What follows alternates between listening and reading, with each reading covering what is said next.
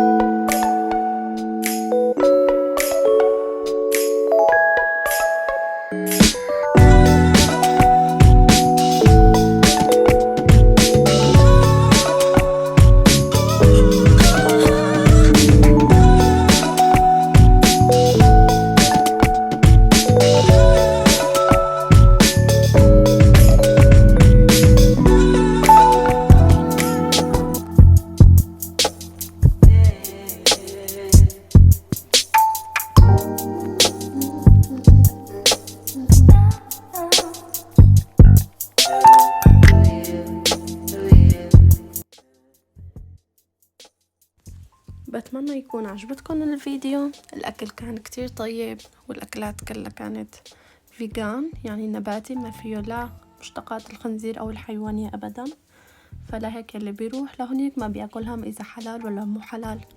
بنصحكم فيه كتير، وخاصة الأجواء كانت كتير حلوة هادية. وبتمنى يلي مو مشترك بالقناة يشترك ويفعل زر الجرس ليوصلكم كل فيديوهات الجديدة فضلا وليس أمرا. وإن شاء الله تضلوا بخير وانطرونا بفيديوهات الجاية، ودعمكم رح يعطيني الشغف أكتر لأصور لكم فيديوهات أحلى.